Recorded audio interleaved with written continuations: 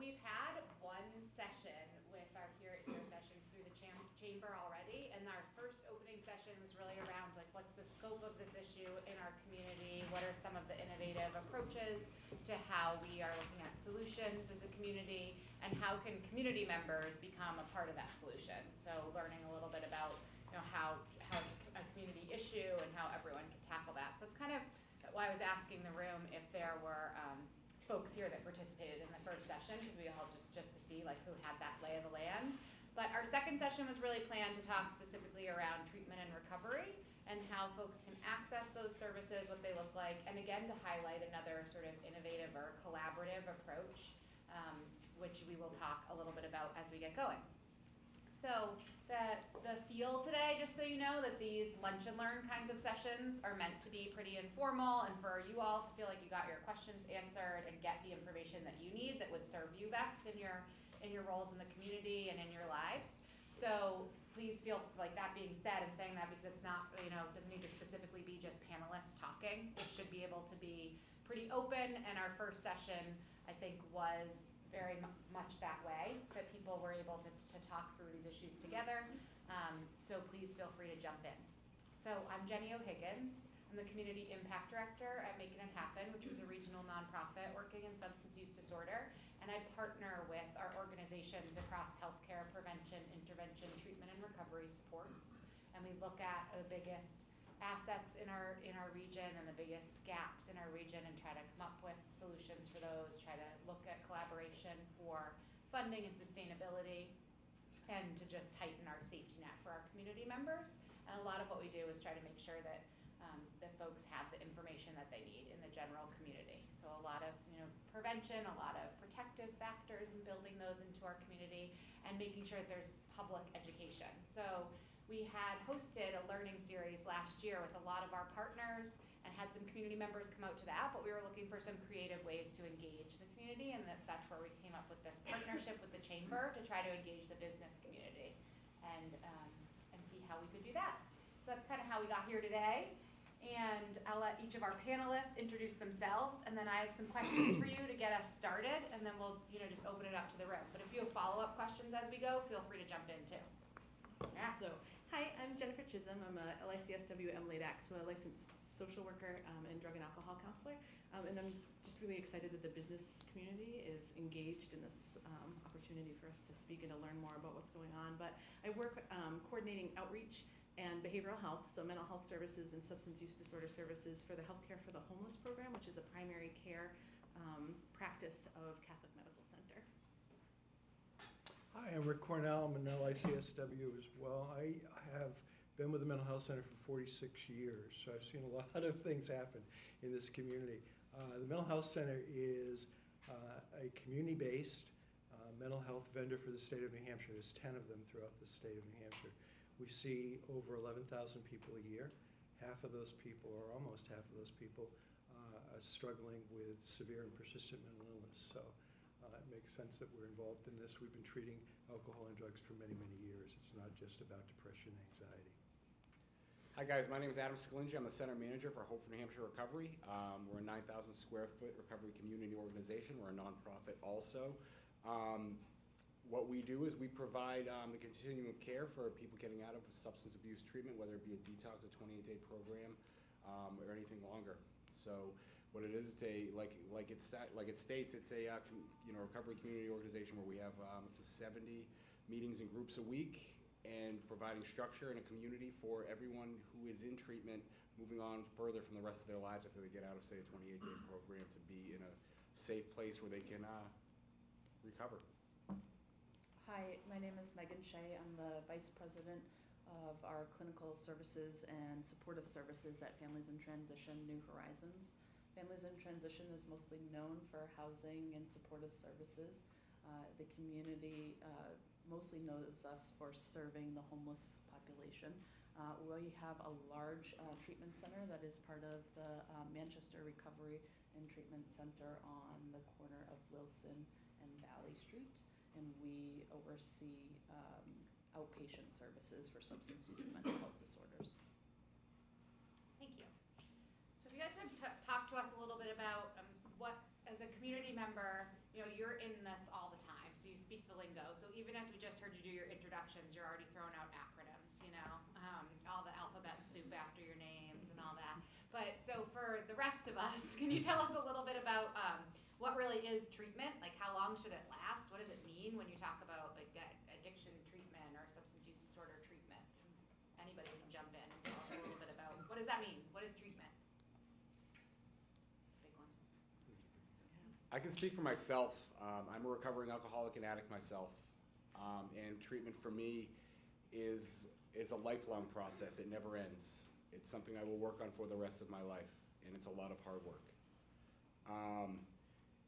I know that for me, getting into recovery was becoming part of something much bigger than myself, becoming part of a community, part of a group of people who really wanted to see the best for me. They wanted the best for me, and they wanted to work with me on a day-to-day basis to get me through the rest of my life in recovery. What we like to provide is that community where you walk in there, you feel welcomed, you feel like this is a place where recovery happens. Because we can all read statistics and we can all, read graphs and numbers, and we see that, the death rates out there, they're not pretty. But the other side of that coin is that recovery is also out there. For me, getting into recovery is living a life that's second to none now. I have a greater life than I could ever have imagined. But that all started with me walking into Hope for New Hampshire Recovery and just feeling like I was part of something, because as you can imagine, I had no self-esteem, I had no self-worth. And through walking in there, I have moved up the ranks, not only at Hope for New Hampshire Recovery, but also in my own life. And that takes working a program of recovery, no matter what pathway it is, because that's what we like to do at Hope, is we offer all pathways to recovery, all pathways. So for me, the one I work outside of the center though too, because I have my own program. So coming down to the center, you could see people who are turning their lives around, whether it's societal reintegration, whether it is, just attending groups and or meetings, getting part of some really fun stuff that we're doing down there. And, if I can do it, anyone can. I love what he talked about when he talked about pathways, because when I think about treatment, there's just so many different levels of treatment when it comes to substance use services. So at Families in Transition New Horizons, we offer outpatient level of treatment as well as IOP, and then we have recovery housing as well. And so we combine recovery housing with substance use services. There's other levels of treatment, a partial hospitalization, you'll hear the acronym PHP. You'll hear residential treatment, so oftentimes people think about, treatment is about going to a bed, but there's just so many other levels of treatment. Manchester and New Hampshire has done a really great job of also adding in the medication component for treatment. So you'll hear the acronym MAT. And really when we look at all of the different combinations of treatment, we've looked at all these pathways to get people connected, meet them where they're at. If they want to work, if they want to continue to live with their family, there's different treatment. And if sometimes people have to go away, there's also those options. Good, so that helps me think about my next question, because I feel like there's a lot when you talk about and I think we hear this a lot in the community about like needing a bed, and that residential treatment or detox are like the most often sort of talked about, or what we hear about most often in the community. And so it's good to just frame that there are lots of different pathways. And I think that there's also a lot of barriers to getting the treatment that people need. So I'd like to talk a little bit about those,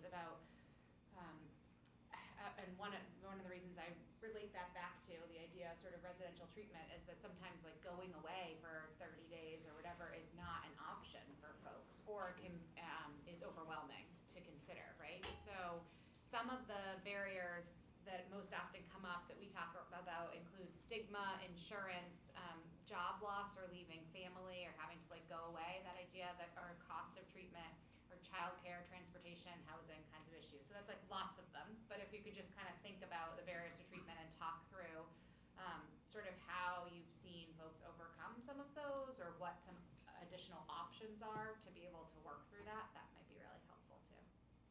I'd like to say something about that. When people hear 1 out of 5 Americans are suffering from some form of mental illness, we don't always understand, well, what exactly does that mean? What mental illness? And most people don't realize that the majority of people that are treated in our behavioral health system are treated for anxiety and depression. They're not treated for schizophrenia. I mean, they are treated for schizophrenia, but not the numbers that are treated for anxiety and depression.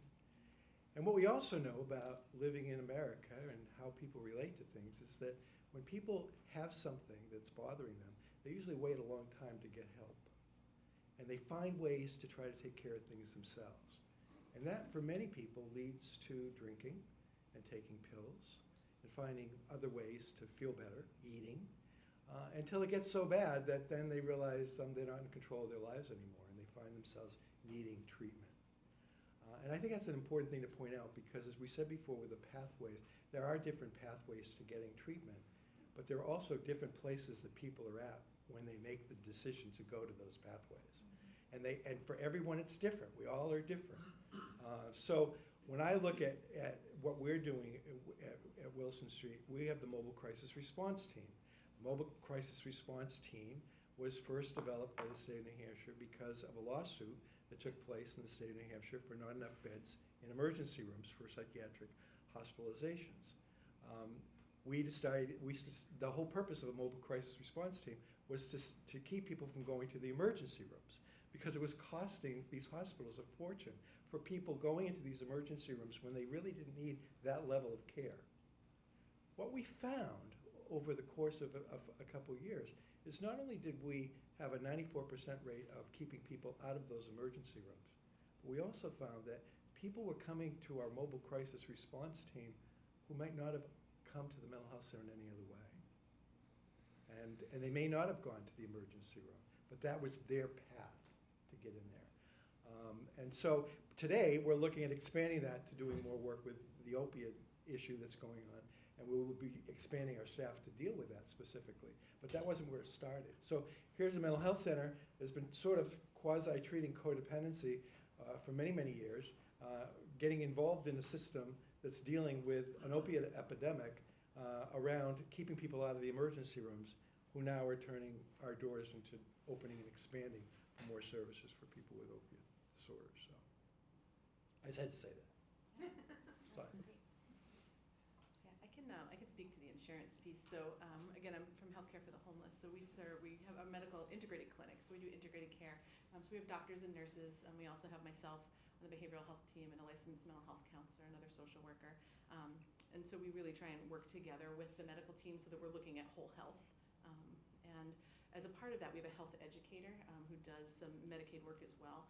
So part-time, she works on smoking cessation and nutrition and exercise sort of things. But the other piece is that she really helps people who do not have insurance to sign up for Medicaid if they're eligible. Actually, we have 2 staff members that do that because that's one of the biggest barriers that we see. You know, I'm ready for treatment now. I am making the decision now. I am in action now. I want to do something about this, and I can't because it's going to take, you know, however long to be approved. And so we work really hard to keep people's Medicaid on once it gets turned on. So I don't know if people know, but there's a form that people can fill out. It's called an authorized representative form, which allows a person, it can be a family member, it can be a professional, to communicate to the state on people's behalf and actually get copies of their notices so that if I find out or if Jean finds out, oh, they need to send in this documentation to the state, she can call them up and do an outreach call to say, like, hey, like, get this over to them. And so we've seen a lot of success in being able to keep people's Medicaid active so that they're not kind of going through that cycle of on, off, because people's lives can be a little bit chaotic.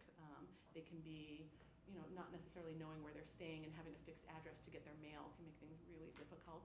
The other thing that we're working on is the state actually has what's called a presumptive eligibility process that we're going to be trained up in so that our staff can actually sort of take a look at the data and make a decision as to whether or not they'll be eligible and their Medicaid could get turned on that day. So if somebody comes into treatment or like looking for treatment, we can get the Medicaid active that day, and so that it just eliminates that barrier right off, which we're very excited about. So we're looking forward to doing that in April. Great. Ready for another one? Sure. So you've talked a little bit about both like recovery supports, recovery centers and coaches and AA and programs like that, Smart Recovery, the meetings that you have at the center. And then you've talked a little bit about outpatient and intensive outpatient and residential and so I find it kind of confusing sometimes, like what's the difference between sort of recovery supports and treatment and how do I know if I need one or both or whatever for my loved one or for myself?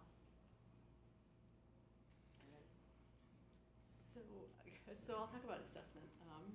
So one of the things that we would highly recommend is that if you're questioning whether or not you need treatment or somebody else needs treatment, is to get scheduled for an MLADAC evaluation, which again, MLADAC is master's level alcohol and drug counselor. Well, so that we don't even know. Yeah, so that assessment really takes a person through what are the effects that their use is having on their life, and then also looks at a broader, again, going back to that whole health, what's going on medically, how is your housing status, family issues, things like that, so that we can determine, based on a set of criteria through the American Society of Addiction Medicine, kind of shows, okay, so given everything that you've told me, this is kind of where you fit in. We would recommend, that a one-on-one outpatient, or that you need an intensive outpatient 3 hours a week worth of group, or I guess 9 hours a week, 3 days a week.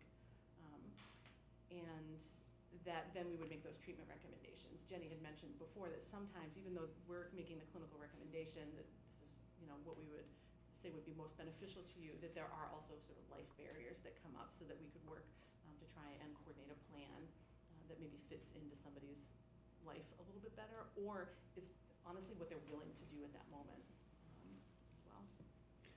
I would so strongly agree about the assessment, because if somebody isn't being assessed, we don't really know what we're dealing with, and you really need that formal assessment. But then, again, you get this other issue where I truly believe people change when they're ready to change.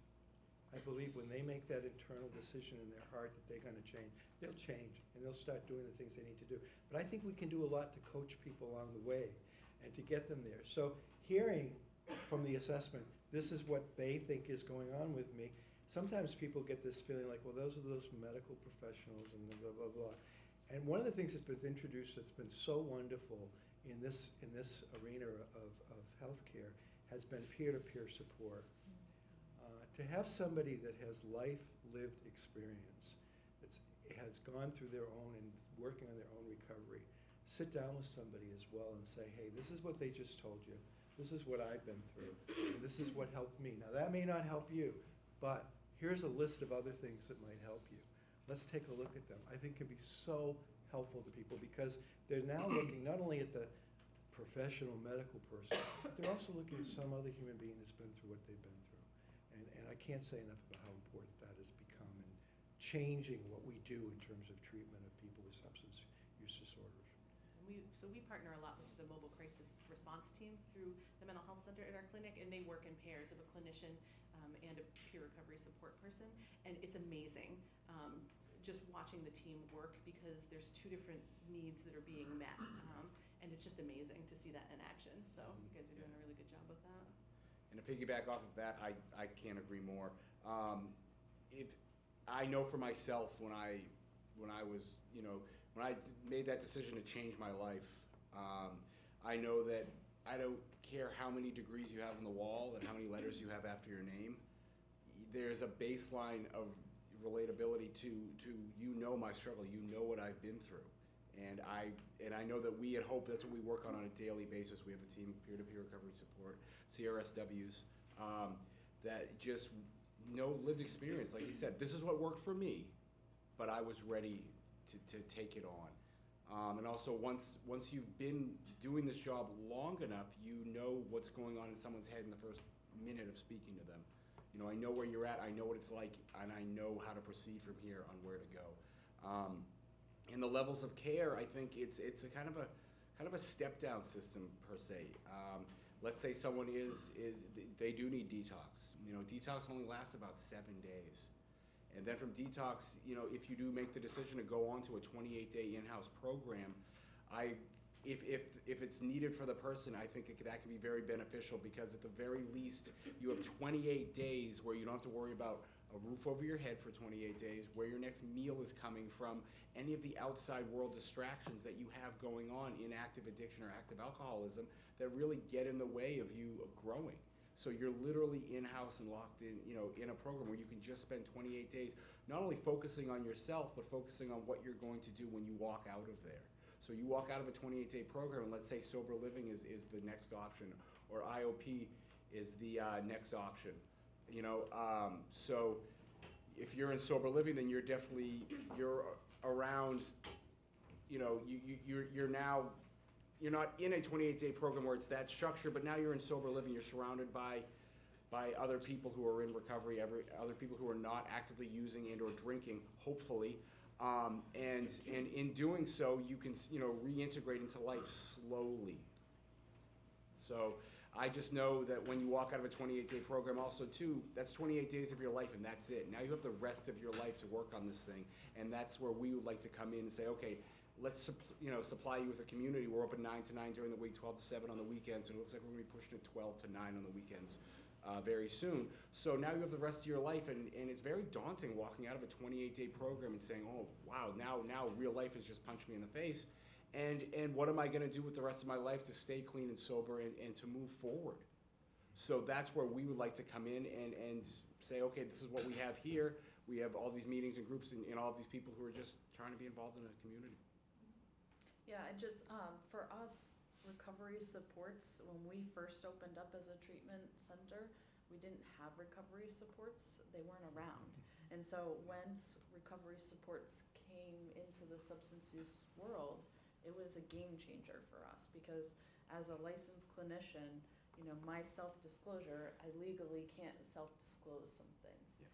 Sending somebody down the hallway to somebody who can disclose and really talk about that personal piece was a game changer for our treatment program. Being at Wilson Street in the building, knowing that Hope for New Hampshire is downstairs and we're on the second floor with outpatient services and on the third floor with recovery housing, it again is a game changer for us to be able to clinically support our folks and then send them downstairs to get that peer recovery support.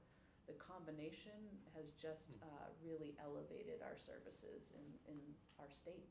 So we're happy to continue to have the services available because we've seen a significant difference. Could you each just talk a little bit about your organization, like what you have going on in that actual building? Just so we haven't highlighted that yet, but I did say that we were going to talk a little bit about both treatment and recovery, and then we were going to talk about this one particular innovative and collaborative project.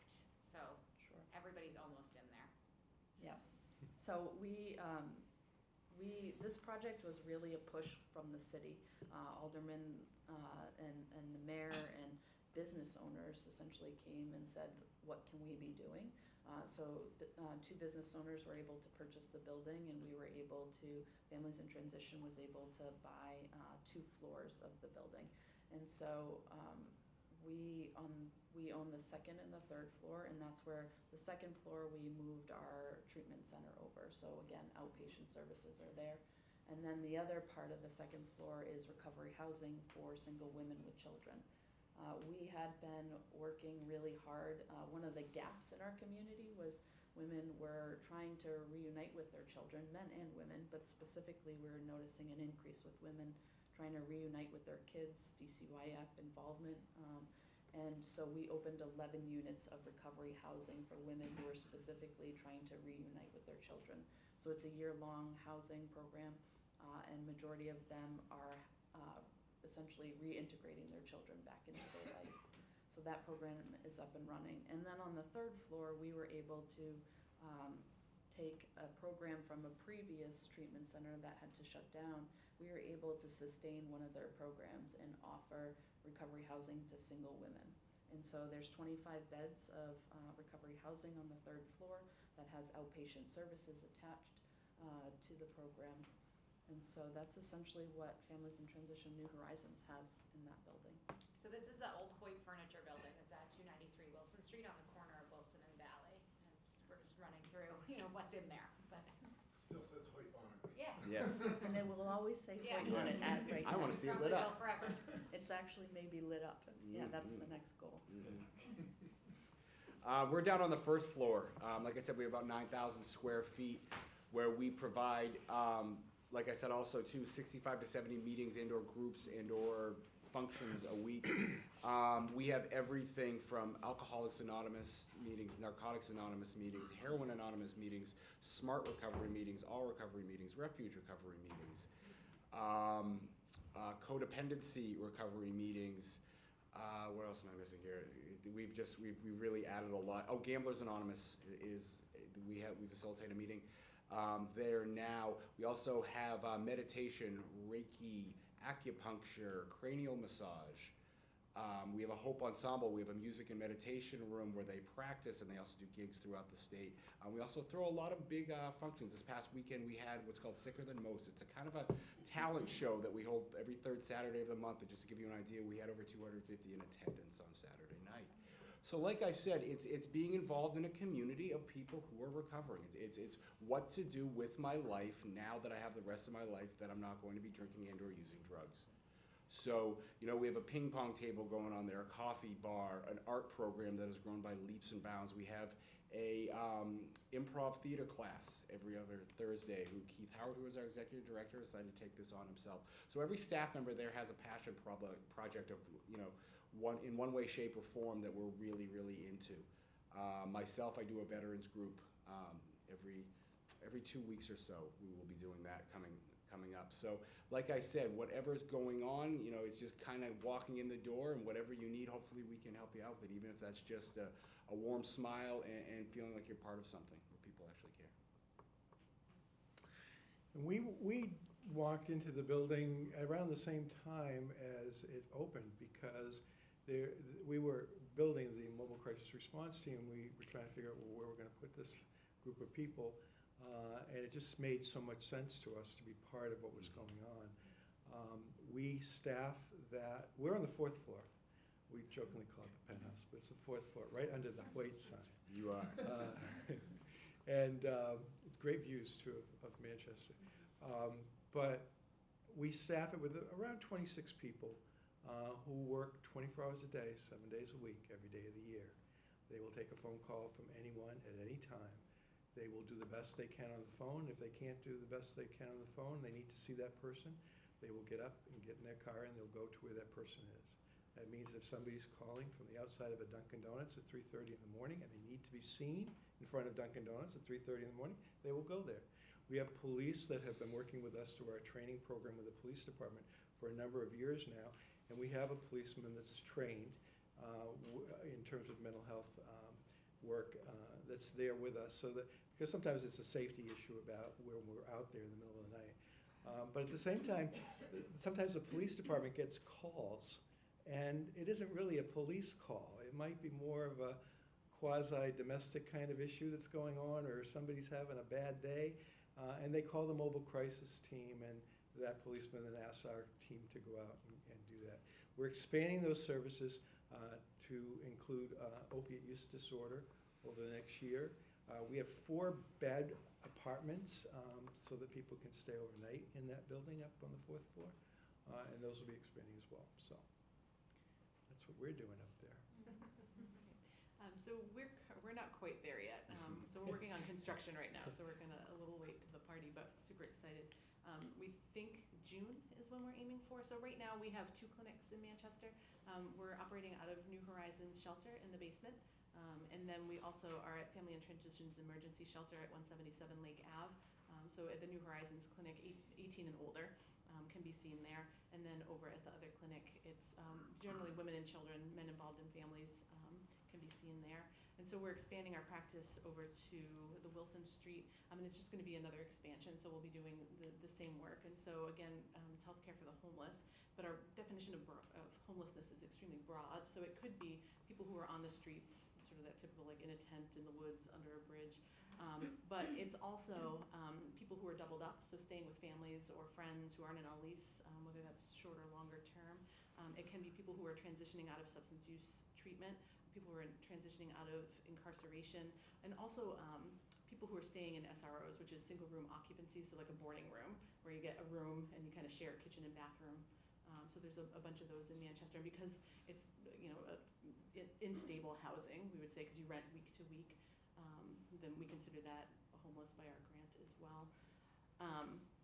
But over at the Wilson Street project, one of the things that we recently started at our New Horizons location was a small MAT program. So again, MAT is medication-assisted treatment. So we do prescribe Suboxone for people with opioid use disorders, and then Vivitrol as well. And so we're going to be expanding those services over to the Wilson Street location. So we currently have one. You need, as a doctor or a medical provider, doctor or nurse practitioner, you need to have what's called an X waiver in order to be able to prescribe Suboxone. So we have one person who is waivered to prescribe, and we're in the hiring process for another. So that'll expand the number of people that we're able to serve. And so it will just be a really great partnership with the people who are already in the building to be able to offer that right on site. But we'll also have behavioral health as well.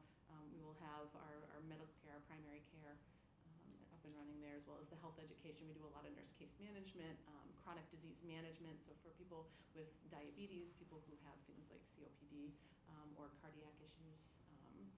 And then also outreach. So we do a ton of outreach in the city, whether that's on the streets or interagency. So going out to different agencies to meet with people. All right, so that gives you a big sort of rundown of a lot of services. We have, and we talked about in our last session too, that we have a lot of services across the continuum of care that people are able to access. But I invited these panelists specifically to come here today because I think it shows a lot of different services that are all located in one building. So it shows sort of a collaboration and gives you an idea of the kinds of services that are available to folks. And they also have the information to talk through some of the barriers that we have talked a little bit about, and how to access treatment other places. So they also refer to all of our other community partners and work closely with our hospitals and healthcare systems and all of that. So they have answers to any of your questions. So I still have more questions in case you aren't a talkative group. However, I'm going to turn it over to the room and see what you want to hear from these guys. I have a couple pointed questions. On the emergency response team, how many staff do you guys have on that team? 26. 26 full-time? And that's a mix of peer-to-peer, clinicians that are licensed, and the R&P. Okay. And you said you had 4 beds. That's for one night stay, so I'm just having a really bad day. I need to get out of the situation I'm in. These beds were originally designed for psychiatric, urgent care kind of necessity. Like somebody just, as you're describing, they just can't go home tonight. We're going to work on it in the morning. Let's figure out what we're going to do. Might even last a day, but that'd be the extent of it. Okay. Now they will be open when we expand to the opiate use disorder world, and we're going to be expanding the system. We will be using some of those beds for that as well. Okay. But we can't really, that's what's so wonderful about having medical facility in the building, because it's hard to run that kind of a program without that. Okay. On the assessment that you were talking about, the safe stations, is that the assessment that they get if you show up to a safe station? Yeah, it's part of the safe station process. So somebody would go to the fire department, they would get referred over to Granite Pathways. Granite Pathways now has a LADAC, I believe, and then, but if they don't have the capacity to do that assessment, then they refer out to Healthcare for the Homeless, Families in Transition, Farnham does them. But that's the assessment that you were talking about that they also get to kind of figure out where in the spectrum they belong. exactly. What happens at a fire department is like a medical clearance, so a medical screening by a firefighter. But then But they're them into- referred directly to that clinical assessment. And then my last question is on the peer-to-peer recovery that you guys were talking about. Are those peers trained in any way? Yes. So they do go through some type of training, not to just be like, I'm a recovered addict too, and I'm going to tell you my. Yes. Okay. There's a certification called CRSW, so Certified Recovery Support Worker. And so Okay. the certification for that actually falls under the licensing board of the, what's the name of the licensing board? Through the Drug and Alcohol Services, yeah. Never mind. Those You are don't need important to know people. it. Yeah. Yeah. So. Got it. And they receive supervision to maintain their certificate as well. Oh, okay. And then, Your question? sorry, Nope. one more question. On your Hope for New Hampshire, you have a lot of peer-to-peer staff that are trained? Not a lot of staff altogether, but yes, our staff that is on, we have about 8 staff members, and Okay. yes, they are. Yes. Hi there. So I'm Jeremy, this is my wife Amber. We live in Londonderry, and I'm aware, because my business is in town, I'm aware of some gateway type of behaviors, some of the emotional kind of holes that some of the kids have in here in regards to how they're spending their free time, when there's adults home, what's happening in that family environment when the primary influencers ought to be, and typically are, mom and dad, right, brothers and sisters at home. And what we're identifying is that vaping and all the different ways you can vape is very prevalent in our community. I'm also very aware that it's not discriminating as far as demographic, just the situations, different families, it's hitting every home. And so what we've begun to do is try to identify, knowing that our southern New Hampshire communities are all feeding and being fed from Manchester, right? I know I personally moved into Manchester as I was growing up and found work and all these different things.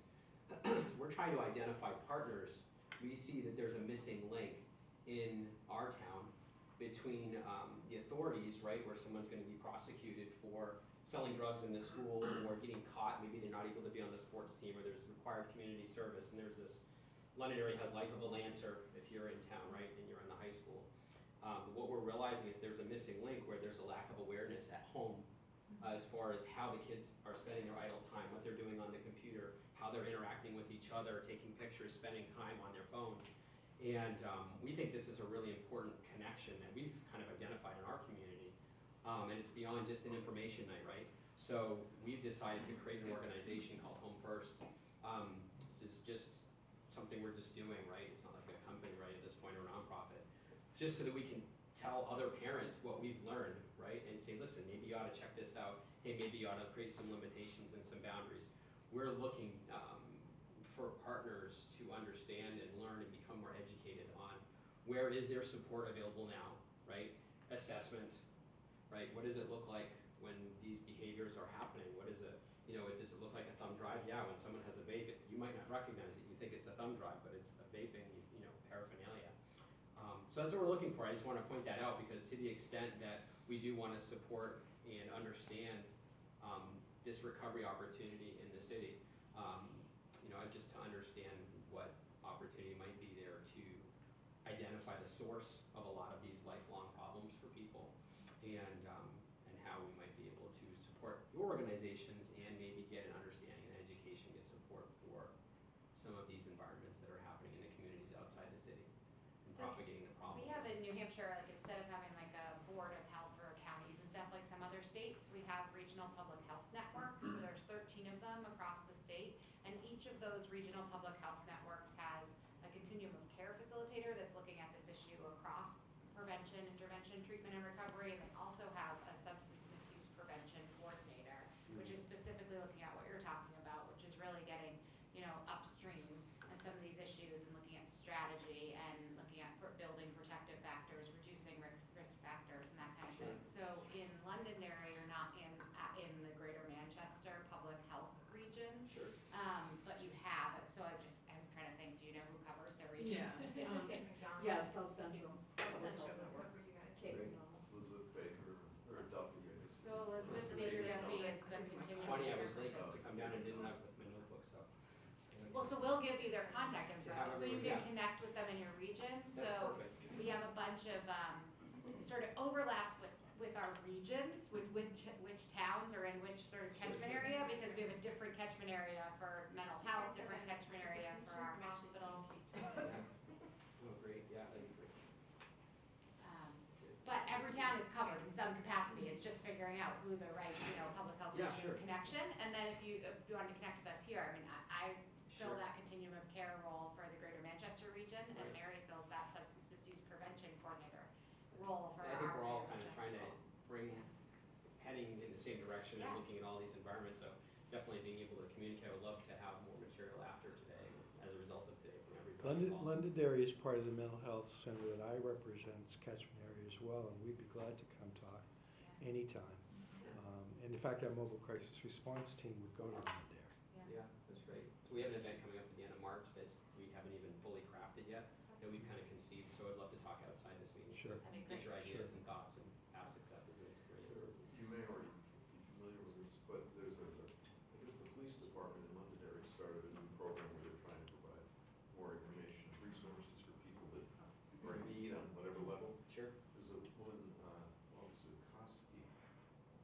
police department, I just met with her last week. She's really kind of point person, really trying to learn more, and then in turn be of service to the residents in terms of information and resources, so. That's good, sir. Yeah, I wrote her Yeah. name down. Yeah, awesome, I thank think you. you bring up such an important point of like why we're even having this, why we hosted the learning series last year and why we're having a partnership with the chamber and all of this too, is that it's really on all of us to be a part of the solution. So when you talk about your organization saying home first and everything, like all of us in the field, you know, we hear a lot about like, it's not just a law enforcement issue, it's not just a healthcare issue, you know, this is a community issue. And so, and we need like our voices in prevention too, like amplified, and we need the community's help to get those messages home. So I'm glad that you're doing that, and I'm just making some suggestions of how to get involved in like the ongoing work, or how to get information and In resources. some of these communities, parents are like, what? They're doing that? I mean, you can just open one phone and see a picture of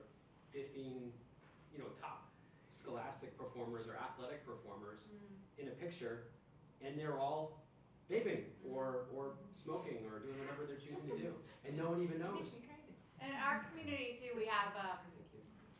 for that particular issue, vaping, we did that, we trained high schoolers in over-the-counter medicine safety and vaping, and electronic nicotine delivery systems, and then they go and do the training, like a near-peer training for middle schoolers, so that's really cool too. I think they've trained 800. We've been told by the kids, like when someone comes in, we're like, tune out. If it's an adult that's coming in to share. Right. Yeah, that's why we do that peer. peer training. So again, the peer-to-peer model Yeah. works with kids too. Yeah. So we'd love to connect with you about that. And we also have a substance use disorder collaborative meeting and a youth collaborative that both meet monthly. So our collaborative meets with providers across the continuum the second Tuesday of every month at 10 a.m. And it's open to anyone. So you can check that out too, just to make other connections with folks. And we could find out when the next South Central one is too, as we Yeah. get you connected with them too. Great. Do other people have questions? Yes. I'd like to know, what have your referrals been like through the hub system, the new hub system? Are you getting referrals or?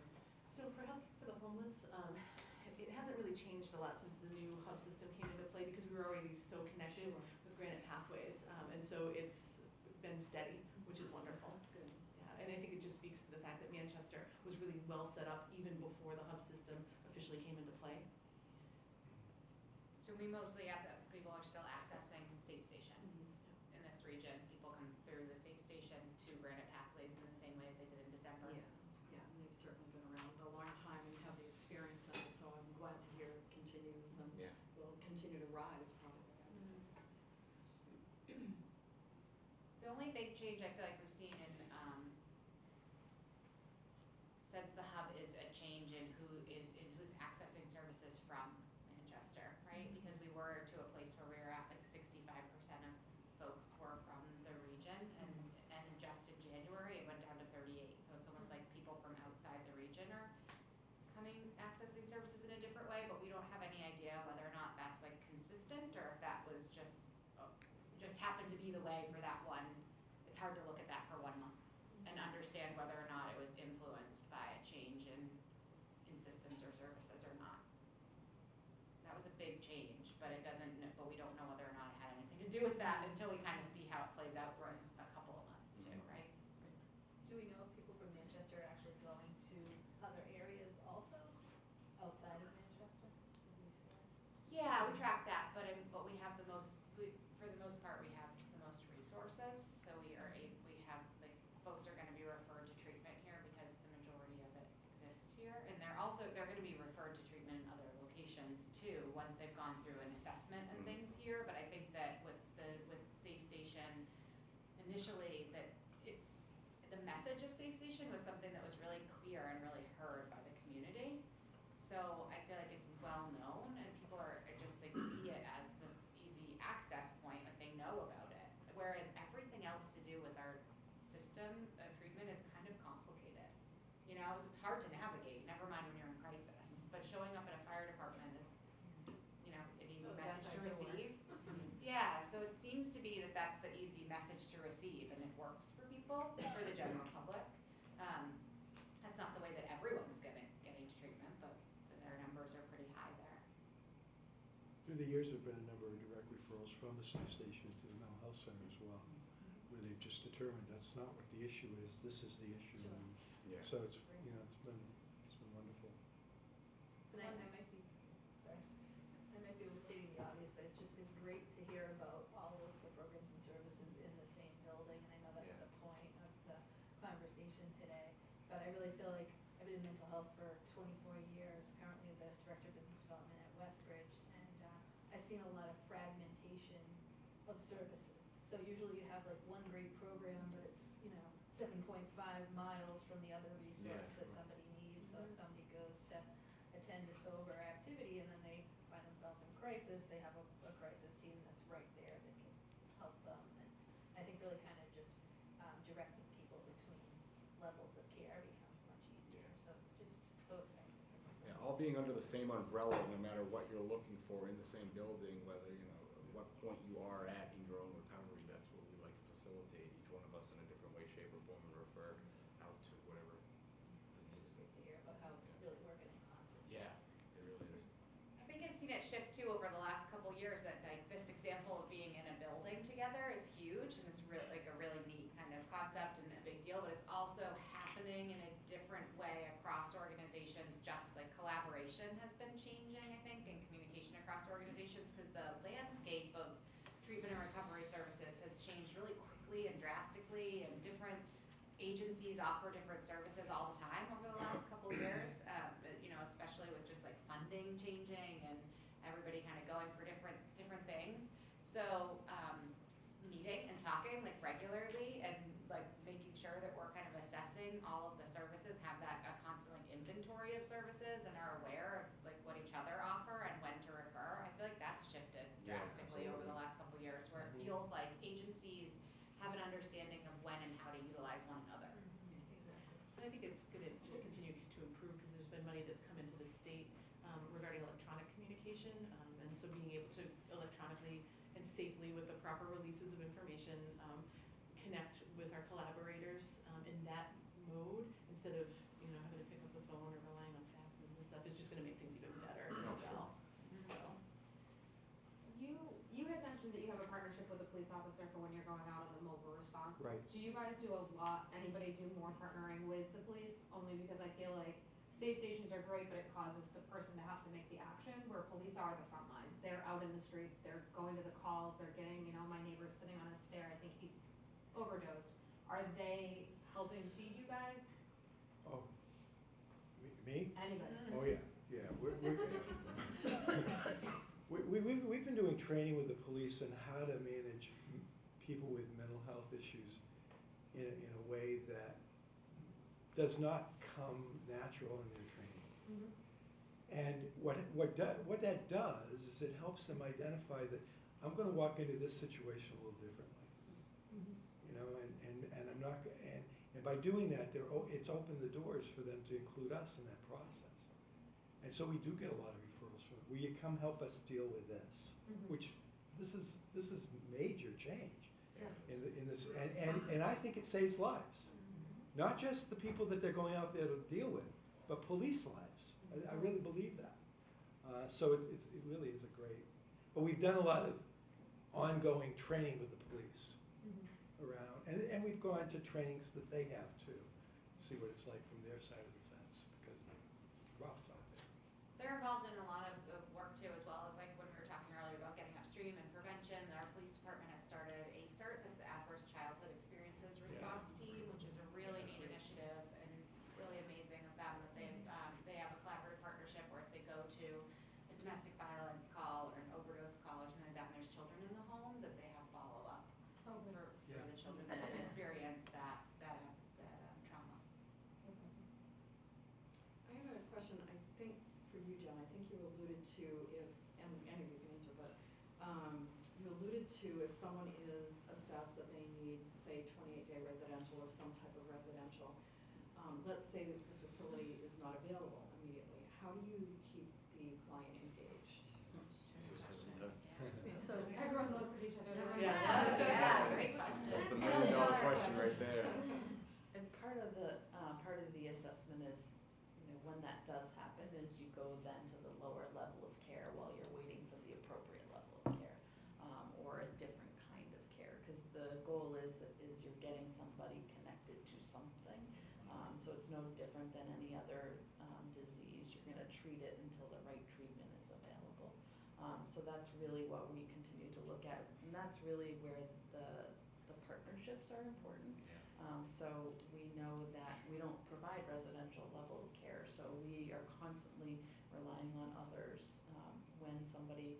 When we do an assessment on somebody and they need residential, we may start them in our treatment because we know a bed takes a couple of days potentially, or we know a bed is available immediately. So that's where that constant connection is really critical. Connection's so key. It is. Yeah, I it really always is. find it helpful, what you alluded to too, is like think that trying to just reframe our thinking to this, chronic illness and being able to think about like, I know I need knee surgery, but I can't book it out for until 3 months, but I'm gonna get a cortisone shot in the meantime or something. I don't know, like what's the other care that we could offer that could be supportive in the meantime or Well, start you on that path? What I can say is that, even if maybe, if you want to put it in these terms, the lowest level of care, maybe that's where we come in. Of course, we accept anyone no matter where they're at in what's going on with them. If the way I look at it, you can call it harm reduction model, no matter what you want to call it. If they're not engaged in partial hospitalization, intensive outpatient or residential, at the very least they could come into Hope and be part of, even if you're still actively using or actively drinking, still you can come in and you're still going to be part of something, at least surrounded by people who can kind of keep an eye on you until that can happen. Mhm. That's what I said we can do. So yeah, unless it's a real issue, we really never turn anyone away. I think some of my questions that I didn't get to on here, but have to do very much with that, is like, what if my loved one isn't ready or willing to go to treatment? There are support groups for family members at Yeah. Hope as well. Absolutely. And just to get engaged in that community. And there's also like, what if I've tried and had a bad experience, or like some of these barriers to Yeah. treatment? I feel like you could be a real, just a first step or just starting to get engaged by going to the center. Yeah, maybe you're going to come in and go to a meeting and hear something you needed to hear. I don't know, but if you keep coming long enough, it's gonna. What I can say for myself is that getting involved in a program ruined active addiction and active alcoholism for me, because I heard things that sunk in, and even on a subconscious level, when I wanted to go back, it was it's kind of, that was just nag, and it made it very hard for me to Plus, keep it probably living. gave you a sense of connection. Yeah, exactly. That's what we're human beings here. I think we need to connect with other human beings on a very basic level, and so yeah, you can come into a community where you can connect with someone. You can look at someone and say, I know for myself, getting into recovery, I saw people around me said, I want what they want, and I'm going to do anything and everything I can to get what they have. Do either of you have thoughts on that? Just in addition to that, sometimes it's just about safety planning, kind of at the base level, and doing some real structured planning and how are we gonna get you through the weekend, because maybe, again, a lot of times it's just meeting people where they're at and what are they willing to do in that moment. So what's gonna get you through the weekend, who are your supports, and sort of doing a mini safety plan, actually. But we do a lot of referring over to Hope. Hope is a safe space, like that you can spend time in. If you have a chunk of time that's not structured, you're not quite sure how to fill, get yourself over to Hope. Yeah, and I think all of us working together to meet people where they're at is where it all comes into play. And sometimes part of some people's recovery is medication. And you have somebody that's, let's say they've been in jail for 3 months, and we know the day they get out, it's going to happen. But if we can start them on the appropriate medications while they're in jail and get that going for them with a follow-up that connects, we may have a chance of saving somebody's life. Yeah, absolutely. Because to be at a certain level, we didn't talk much about addiction here, but to be at a certain level of addiction and to stop without the right kind of help is bad enough. But what happens to people when they then have the freedom to use again is they usually go to that same level, Yes. and the body can't take it and they die from that. Yeah, your brain needs the same amount of drugs to Right. get high, but your body can't handle that same amount of drugs Because you've because had your that tolerance is rest. gone. And so people die. We're talking 28-day programs, jail, even just a relapse. Let's say someone's been doing the right thing and everything's wonderful. We call it one and done. And I'm Yes. seeing it way too much. Yep. I saw it 5 times last week, a one and done situation. So a lot of agencies in Manchester have access to Narcan, Yep. which is the medication to reverse an overdose. overdose. And so healthcare for the homeless, anybody can walk in and get that, whether it's for a family member or for themselves or for a friend. Is Hope still distributing? Oh yeah, we just signed up, we've had a working relationship with DHHS, Mr. Randy Moser up there, who is an incredible guy. He just gave me a big shipment that I received a couple days ago, but the thing is, it doesn't last long. What I'm doing is I'm using this new shipment to hand out to all the sober living facilities in the state of New Hampshire, and I have another big shipment coming in next week, and we always have reserve on some, on hand. So if anyone ever needs Narcan, please come see me, and also too, I'm more than happy to facilitate Narcan trainings to anyone who comes in looking for Narcan or come to your place of business to facilitate this and hand out Narcan at the same time.